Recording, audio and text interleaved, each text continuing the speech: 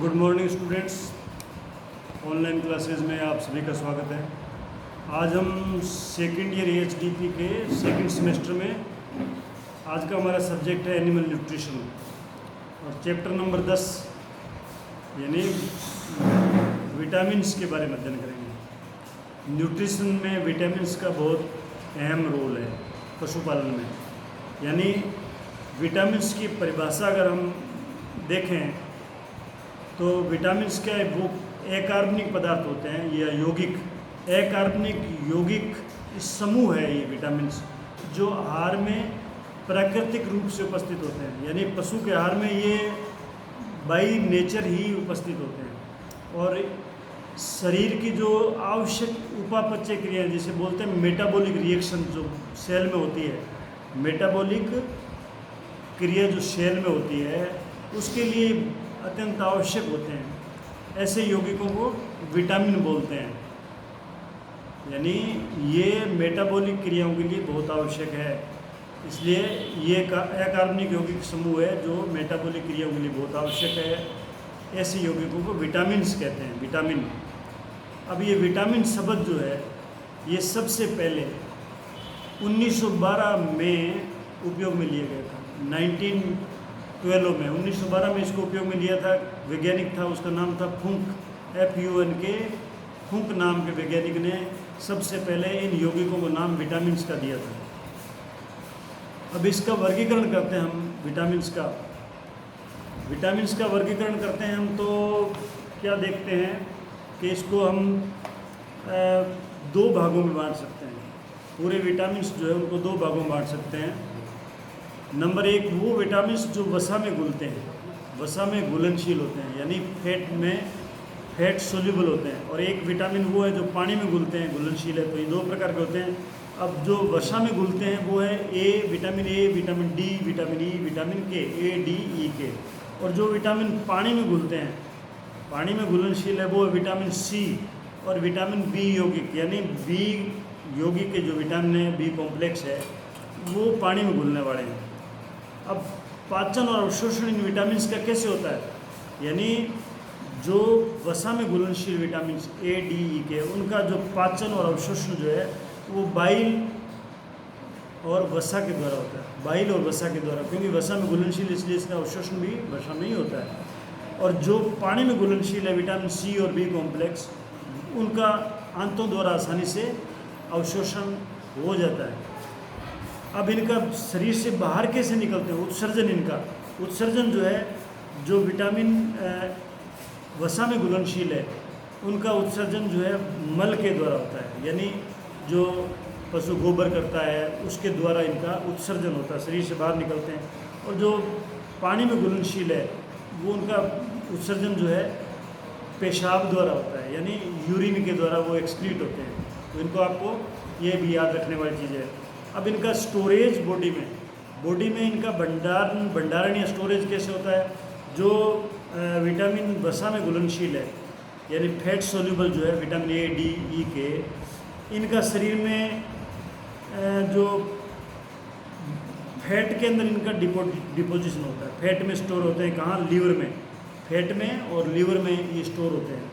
और जो पानी में घुलनशील है उनमें से सिर्फ B12 जो है उसका इस शरीर में भंडारण होता है, विटामिन सी का भंडारण नहीं होता। अब इनकी टॉक्सिसिटी, अगर ये ज़्यादा मात्रा में देने पर क्या टॉक्सिसिटी हो सकती है, तो अगर वसा में घुलनशील विटामिन है वो अगर अधिक मात्रा में दे देते हो तो उनकी विषाक्तता हो सकती है। लेकिन विटामिन बी कॉम्प्लेक्स और विटामिन सी, इनकी ज़्यादा होने से कोई विषाक्तता नहीं होती है, इनकी कोई विषाक्तता नहीं होती अगर ज़्यादा भी दे दो तो। अब हम एक काम करते हैं, जो विटामिन्स है उनको एक एक का अध्ययन करेंगे। जो विटामिन्स है उनका एक एक का अध्ययन करेंगे। विटामिन पहले फैट सोल्यूबल विटामिन जो 4 प्रकार के हैं, ADE के, उनका वर्णन करेंगे। अब सबसे पहले विटामिन ए का वर्णन करते हैं। विटामिन ए जो है, ये विटामिन ए जो है इसकी खोज मैककोलम एंड डेविस ने 1913 में की थी। यानी इनको विटामिन्स का नाम दिया था फुंक नाम के वैज्ञानिक ने 1912 में, और 1913 में 1913 में विटामिन ए की खोज की किसने की थी?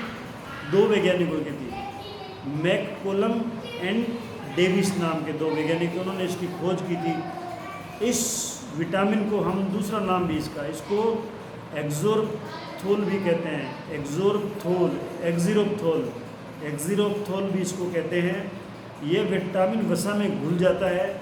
इसका द्रवणांक यानी इसका मेल्टिंग पॉइंट, मतलब इसको अगर हीट देते हो, जिस पॉइंट पे ये मतलब मेल्टिंग का मतलब है गलता है, ये द्रवित होता है, द्रवणांक जिसमें ये लिक्विड हो जाता है, वो पॉइंट है 60 से 64 डिग्री सेंटीग्रेड। ये आपको एग्जाम में पूछ सकते हैं कि इसका मेल्टिंग पॉइंट क्या है विटामिन ए का। और इसका मोलिकुलर वेट यानी इसका अणुभार, विटामिन ए का अणुभार है 285 और इसका रंग होता है पीला। ये इसकी विशेषता है, ये भी आपको याद करनी है। आपको अगर मान लो ट्रू फॉल्स में पूछ ले कि विटामिन ए का रंग जो है वो हरा होता है, तो क्या ट्रू है फॉल्स है? तो ये फॉल्स है, क्योंकि इसका रंग तो पीला होता है। इस विटामिन का मुख्य स्रोत जो है वो ये पौधों से प्राप्त बीटा कैरोटीन है। ये यानी बीटा कैरोटीन जो है ये विटामिन ए का परिकर्सर है, यानी एक पदार्थ है बीटा कैरोटीन, जिससे फिर विटामिन ए बनता है। मतलब जिससे विटामिन ए एक पदार्थ से दूसरा पदार्थ बनता है, जो पहले वाला पदार्थ होता है तो उसका परिकर्सर बोलते हैं। यानी ये जो बीटा कैरोटीन है ये विटामिन ए में बदलता है, इसलिए ये विटामिन ए का परिकर्सर है। लेकिन गाय जो है, भैंस जो है, बीटा कैरोटीन को विटामिन ए में बदल देती है। भैंस जो है इस बीटा कैरोटीन को विटामिन ए में बदल सकती है, लेकिन गाय जो है वो बीटा कैरोटीन को विटामिन ए में नहीं बदल सकती। इसलिए गाय का दूध जो है वो पीला होता है, भैंस का दूध सफ़ेद होता है। क्यों? क्योंकि दूध में जो बीटा कैरोटीन है जिसका रंग पीला होता है, उसको विटामिन ए में भैंस बदल देती है, इसलिए उसका कलर जो है वो सफ़ेद होता है। गाय के दूध में बीटा कैरोटीन होता है, लेकिन गाय उसको विटामिन ए में कन्वर्ट नहीं कर सकती, इसलिए उसका कलर पीला ही होता है। ये बिल्कुल इम्पोर्टेंट क्वेश्चन है, इसको याद कर लेना। और गाय का दूध और घी दोनों ही पीले होते हैं। गाय के दूध का कलर भी पीला होगा, घी का भी कलर पीला होगा, क्योंकि उसमें बीटा कैरोटीन होता है, उसमें विटामिन ए नहीं होता है। बीटा कैरोटीन जो विटामिन ए का परिकर्सर होता है। अब इसका काम क्या है? इसका मेन काम जो विटामिन ए का काम आँख के लिए ज़रूरी है, आँखों की रोशनी, हड्डियों के विकास और शारीरिक वृद्धि के लिए ये उत्तेजक के रूप में काम करता है, स्टिमुलेट करता है दूसरी चीज़ों को, शारीरिक वृद्धि को। तो क्या काम हो गया? आँखों की रोशनी के लिए, हड्डियों के विकास के लिए और शरीर की वृद्धि के लिए आवश्यक है विटामिन ए। अब इसकी कमी जब हो जाए ना विटामिन ए की अगर कमी हो जाए तो सबसे पहला प्रभाव इसका आँखों पे पड़ता है। यानी जब आहार में विटामिन ए की कमी होती है तो पशुओं को रतौंधी नाम का रोग हो जाता है, नाइट ब्लाइंडनेस बोलते हैं उनको। क्या दिन में तो दिखता है लेकिन रात को दिखता नहीं है, उसको नाइट ब्लाइंडनेस बोलते हैं, रतौंधी बोलते हैं। और ये आपको पूछ सकते हैं कि नाइट ब्लाइंडनेस या रतौंधी नामक बीमारी विटामिन सी की कमी से होता है? नहीं, विटामिन सी की कमी से नहीं होता है, विटामिन ए की कमी से होता है। तो ये फॉल्स है अगर विटामिन सी लिखा हुआ है तो इसको याद कर लेना। अगर लंबे समय तक इस विटामिन की कमी पशु के आहार में हो जाए ना, तो उसकी कॉर्निया जो आँख की कॉर्निया मतलब जो सामने दिखती है, ये कॉर्निया कठोर हो जाती है, कॉर्निया हार्ड हो जाती है। और इस रोग को बोलते हैं जीरोप्थेल्मिया, इस रोग को जीरोप्थेल्मिया बोलते हैं। इस रोग के क्या लक्षण हैं जीरोप्थेल्मिया के? इसमें कॉर्निया सूखा और कठोर हो जाता है, जिसको कीरेटिनाइजेशन ऑफ कॉर्निया भी बोलते हैं। आँख सूज जाती है, यानी कंजक्टिवाइटिस हो जाती है। ये कंजक्टिवा जो है ना, इसके नीचे पुतली के नीचे म्यूकस मेम्ब्रेन, इसका इन्फ्लेमेशन हो जाता है, उसको आँख का सूजना बोलते हैं। आँख में क्लाउडीनेस, धुंधलापन हो जाएगा, आँखों में घाव हो जाएंगे, कई बार उसमें अल्सरेशन हो जाता है, आँख में अल्सरेशन हो जाएंगे। पशु अंधा हो जाएगा, पशु हो चाहे इंसान हो, विटामिन ए की कमी लंबे समय तक तो अंधा हो सकता है। एक इसमें क्या है, बीटोट्स स्पॉट बन जाते हैं आँख में। बीटोट्स स्पॉट का मतलब है आँख की जो श्लेष्मा है, श्लेष्मा मतलब म्यूकस मेम्ब्रेन जो नीचे वाली झिल्ली है, उसमें बदलाव आने से बीटोट्स स्पॉट कहते हैं, उसमें स्पॉट बन जाते हैं, बीटोट्स स्पॉट कहते हैं उसको। तो ये उसकी कमी के लक्षण है आँख में ये लक्षण आते हैं उसमें। फिर क्या, प्रजनन क्रिया पर असर पड़ता है। अगर विटामिन ए की कमी है तो प्रजनन क्रिया जो है वो कम हो जाएगी। मेल में क्या होगा, नर और मादा दोनों में इसका प्रभाव पड़ता है। अगर नर होगा तो नर में प्रजनन क्षमता क्षीण हो जाएगी, यानी वो सेक्सुअली कमज़ोर हो जाएगा। स्पर्म की संख्या उसके सीमन में कम हो जाएगी और स्पर्म की मोटिलिटी भी कम हो जाएगी, यानी वो स्पर्म जो है वो सीमन में धीरे धीरे चलेंगे, नहीं तो वो दौड़ते हैं। असाधारण स्पर्म की संख्या बढ़ जाएगी, जो बेकार के स्पर्म होते हैं उनकी संख्या बढ़ जाएगी अगर नर में विटामिन ए की कमी होगी तो। और मादा में अगर विटामिन ए की कमी हो जाए तो उसमें अनियमित मध में आना, यानी हीट जो है वो समय पे नहीं आती है, कभी 21 दिन से आई, कभी 3 महीने बाद में आई, कभी 7 महीने बाद में आई, ठीक है। और कमज़ोर और विकृत बच्चे को जन्म देगी। अगर फीमेल है तो वो बच्चे को जन्म देगी तो वो कमज़ोर होगा, ये विकृत होगा, गर्भपात हो जाएगा। मुर्गियों में जो बच्चे सेते हैं ना, जिसको हेचरी बोलते हैं, हेचरी से विकृत चूजों को जन्म देगा मुर्गी। अगर इनका प्रभाव तंत्रिका तंत्र पर भी पड़ता है। तंत्रिका तंत्र पर क्या है, एक तो असामान्य कंकाल का विकास होगा। जब हड्डी खोपड़ी की हड्डियों का विकास कम होगा तो मस्तिष्क पर उसके द्रव्य का दबाव बढ़ जाता है। अगर उसकी खोपड़ी का इरेगुलर विकास होगा, मतलब खोपड़ी की हड्डियों का कम विकास होगा या उसके असामान्य कंकाल का विकास होगा, तो जो द्रव्य होता है मस्तिष्क में उस पर दबाव बढ़ जाएगा और उसमें एटेक्सिया नामक रोग के लक्षण पड़ते हैं। एटेक्सिया, दौरे पड़ते हैं ना, एटेक्सिया, क्योंकि जो मस्तिष्क की नाड़ियाँ दबती है। त्वचा पर भी इसका प्रभाव होता है, यानी विटामिन ए की कमी से त्वचा जो रूखी हो जाती है तथा त्वचा पर दाने पड़ जाते हैं, ये त्वचा पर प्रभाव पड़ता है। अब इस विटामिन के स्रोत क्या है, इस कहाँ से मिलेगा? ये विटामिन जो है ये विटामिन ए का प्रिकर्सर है, जो मैंने आपको पहले बताया था। यानी जो प्रिकर्सर विटामिन ए का है केरोटीन, केरोटीन जो है यानी बीटा कैरोटीन या केरोटीन, ये विटामिन ए का प्रिकर्सर है। और ये कहाँ मिलता है? गाजर में, पीली मक्की में, हरे पत्तों में। पीली मक्की, हरे पत्ते और गाजर में मिलता है। अगर आपको जानवरों के ऑर्गन देखो तो यकृत में मिलेगा, उसके किडनीज में मिलेगा, उसके दूध में मिलेगा, उसके कोलोस्ट्रम यानी खीस में मिलेगा। खीस जो जानते हो ना, दो कोलोस्ट्रम, उसमें मिलेगा। Code liver oil, code liver oil का मतलब है कोड नाम की मछली के लीवर से जो ऑयल बढ़ता है उसमें मिलता है। अंडे का योग और अंडे का एल्ब्यूमिन और योग, दो प्रकार के एल्ब्यूमिन पाए जाते हैं ना, एल्ब्यूमिन और योग। तो योग में ये विटामिन ए पाया जाता है। अब इसकी आवश्यकता कितनी होती है, मतलब एक पशु को इस विटामिन ए की प्रतिदिन क्या आवश्यकता होती है? तो गाय को 40 इंटरनेशनल यूनिट पर केजी बॉडी वेट के हिसाब से आवश्यकता होती है। अगर घोड़े को देखें तो 100 से 200 इंटरनेशनल यूनिट पर KG body weight. Sheep and goat में 20 से 50 इंटरनेशनल यूनिट पर केजी बॉडी वेट इसकी आवश्यकता होती है। अब आते हैं विटामिन डी पे। ये था विटामिन ए के बारे में। विटामिन डी जो है इसकी खोज किसने की थी? 1922 में मैककोलम ने की थी। इसकी खोज मैककोलम ने 1922 में की थी। ये आपका क्वेश्चन बनता है, ये आपको ट्रू फॉल्स में या फिल इन द ब्लैंक्स में पूछ सकते हैं। आहारीय उपयोगिता का था, आहार में इसकी क्या उपयोगिता है? इसके आधार पर इसको दो भागों में, दो प्रकार का होता है विटामिन डी। आहार के हिसाब से दो प्रकार का होता है। विटामिन D2 अर्गोकैल्सिफेरॉल, अर्गोकैल्सिफेरॉल और कोलिकैल्सिफेरॉल। तो आहार उपयोगिता के आधार पर ये दो प्रकार का होता है विटामिन डी। कौन सा? एक होता है D2 अर्गोकैल्सिफेरॉल और एक होता है D3 जिसको बोलते हैं कोलिकैल्सिफेरॉल। अर्गोकैल्सिफेरॉल और कोलिकैल्सिफेरॉल यानी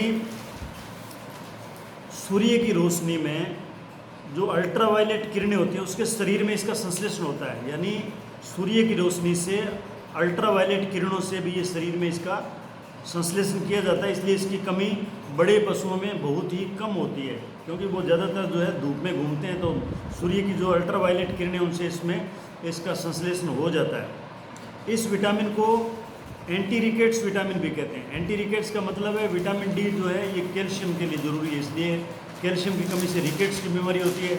और अगर विटामिन डी आपके शरीर में है तो वो कैल्शियम को सिंथेसिस करने में काम में आता है, इसलिए इसको एंटी रिकेट्स भी बोलते हैं। तो अगर आपको एग्जाम में पूछा जाए कि एंटी रिकेट्स कौन सा विटामिन है, एंटी रिकेट शेल, तो वो विटामिन डी है। ये विटामिन जो है, विटामिन डी जो है, ये आंतों से कैल्शियम और फास्फोरस के अवशोषण के लिए आवश्यक है। यानी कैल्शियम और फास्फोरस का अवशोषण आंतों से होता है और उसके लिए विटामिन डी आवश्यक है। जो किडनी की नलिकाएं हैं, किडनी की नलिकाओं में फास्फोरस का पुनः अवशोषण में ये विटामिन मदद करता है। मतलब जो किडनी की ट्यूबुल्स है उसमें इसका पुनः अवशोषण होता है, वो भी विटामिन डी जो है उसको प्रभावित करता है। विटामिन डी जो है आंत के फाइटेज एंजाइम की क्रिया को बढ़ा देता है। यानी जो आंत में एक एंजाइम होता है फाइटेज, उसकी क्रिया को जो है ये विटामिन डी बढ़ा देता है। विटामिन डी जो है ये कैल्शियम के उपापचय को नियमित करता है, यानी कैल्शियम के मेटाबॉलिज्म को नियमित करता है और हड्डियों का पुनः निर्माण करता है। यानी रीमॉडलिंग ऑफ बोन्स भी ये विटामिन डी करता है। पैराथायरॉयड हार्मोन द्वारा हड्डियों में उपस्थित कैल्शियम और फास्फोरस लवणों के स्थानांतरण में विटामिन डी मदद करता है। यानी हड्डियों में उपस्थित कैल्शियम और फास्फोरस का जो ट्रांसपोर्टेशन है वो पैराथायरॉयड हार्मोन की वजह से होता है और इस पैराथायरॉयड हार्मोन के लिए विटामिन डी जो है वो आवश्यक होता है।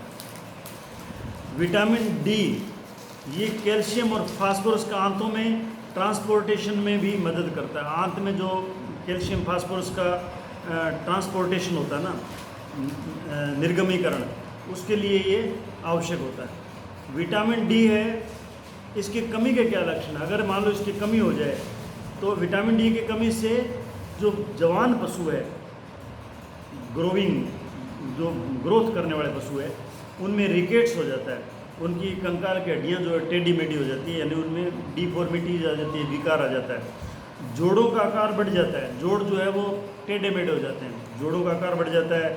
लंबी हड्डियाँ जो है वो घूम जाती है, यानी मुड़ जाती है, हड्डियाँ टेढ़ी मेढ़ी हो जाती है। लॉन्ग बोन्स जो है, जैसे फीमर है, ह्यूमरस है, रेडियस अल्ना है, टिबियो फिबुला है, ये हड्डियाँ जो है ये मुड़ जाती है, बेंट हो जाती है और टूट भी जाती है। मांसपेशी के जो टिश्यूज है, मस्कुलर टिश्यू जिसे बोलते हैं, वो कमज़ोर हो जाते हैं, वो कमज़ोर हो जाते हैं। अच्छा, जो बूढ़े पशु है, वृद्ध एनिमल्स जिसे बोलते हैं, उनमें कैल्शियम और फास्फोरस का पुनः अवशेषण होने से हड्डियाँ कमज़ोर हो जाती है। यानी उनका जो कैल्शियम जो है ना वो हड्डियों से रीअब्जॉर्ब हो जाता है। कैल्शियम फास्फोरस हड्डियाँ, मतलब कैल्शियम बढ़ता नहीं है तो हड्डियों में जो कैल्शियम फास्फोरस जमा है उसको वो ब्लड में लेके काम में लेते हैं तो हड्डियाँ कमज़ोर हो जाएगी। उसको बोलते हैं ऑस्टियोमेलेशिया। जो हड्डियाँ कमज़ोर हो जाती है बूढ़े जानवरों में, उसको बोलते हैं ऑस्टियोमेलेशिया। मुर्गियों में भी कुछ लक्षण दिखाई देते हैं कमी के, विटामिन डी की कमी से मुर्गियों में हड्डियाँ और चोंच का मुलायम हो जाना, मतलब हड्डियाँ और उसकी चोंच वो मुलायम हो जाएगी, शरीर की वृद्धि रुक जाएगी, पैरों का मुड़ जाना यानी बोव्ड लेग, टांगें मुड़ जाएगी मुर्गी की। अंडों पर बाह्य आवरण का नहीं आना, यानी जो शेल होता है ना अंडे का, वो बनता नहीं है और अंडों का उत्पादन भी कम हो जाता है। यानी शेल लेस अंडे पैदा करती है मुर्गियाँ अगर विटामिन डी की कमी है तो। और पैराथायरॉयड जो ग्रंथि है, पैराथायरॉयड ग्रंथि है, उसका आकार बढ़ जाएगा अगर विटामिन डी की कमी है तो। अब इसकी आवश्यकता क्या है, इसकी कितनी आवश्यकता होती है? अगर मान लो गाय दूध दे रही है तो उसको 30 इंटरनेशनल यूनिट पर केजी बॉडी वेट की आवश्यकता होती है गाय दूध देने वाली को। अगर कोई पिगलेट है, छोटे छोटे पिग के बच्चे हैं, तो उनको 100 से 200 इंटरनेशनल यूनिट पर केजी फीड आवश्यकता होती है। पिग को अगर सूअर बड़ा है तो 200 से 400 इंटरनेशनल यूनिट पर केजी बॉडी फीड आवश्यकता होगी। पोल्ट्री में अगर वो ब्रॉयलर है, ब्रॉयलर का मतलब है जो अंडे मांस के लिए पालते हैं जिनको, वो मुर्गियाँ जिनको मांस के लिए पालते हैं, मीट के लिए पर्पज़ के लिए, उनको 200 इंटरनेशनल यूनिट पर केजी फीड आवश्यकता होती है। और लेयर में जो अंडे देने वाली मुर्गियाँ, उनको 600 इंटरनेशनल यूनिट पर केजी फीड आवश्यकता होती है। अब इस विटामिन डी जो है ये कहाँ मिलेगा, सबसे ज़्यादा कहाँ उपलब्ध होगा? ये कोड लीवर ऑयल जो है इसका मुख्य अनुपूरक है। यानी अगर विटामिन डी की कमी हो तो कोड लीवर ऑयल देना। कोड नाम की मछली होती है, उसके लीवर से जो ऑयल निकलता है उसमें विटामिन डी भरपूर मात्रा में होता है। एग योक, अंडे का योक जो है, योक शेक पटा अंडे में, आपने अगर अंडे की संरचना पढ़ी है तो योक होता है उसमें, उस योक में और सूर्य की रोशनी में और सूखा हुआ घास और दाने, इनमें ये विटामिन डी ज़्यादा मिलता है। कोलेस्ट्रॉल में विटामिन साधारण दूध से 6 से 10 बार अधिक मात्रा में होता है, यानी अगर साधारण दूध पियोगे तो उसमें विटामिन डी कम होगा, लेकिन कोलेस्ट्रॉल में जो खीस बोलते हैं उसमें ये 6 से 10 गुना ज़्यादा होगा। प्रोविटामिन डी प्रीकर्सर, यानी अर्गोस्ट्रोल जो त्वचा में होता है, अर्गोस्ट्रोल जो है ये विटामिन डी का प्रीकर्सर है, प्रोविटामिन डी बोलते हैं इसको। ये त्वचा में होता है और सूर्य की रोशनी में अल्ट्रावायलेट किरणों से इसका संश्लेषण हो जाता है। तो आपको ये पूछ सकते हैं कि भाई सूर्य की किरणों से कैसे होता है, तो उसका प्रीकर्सर प्रोविटामिन डी जो है उससे जो त्वचा में पाया जाता है अर्गोस्ट्रोल, उससे संश्लेषण होता है सूर्य की रोशनी में अल्ट्रावायलेट किरणों से। तो ये था विटामिन जो फेट सोल्यूबल है, उसमें विटामिन ए और डी का अध्ययन किया। ई और के का अध्ययन हम कल करेंगे। धन्यवाद।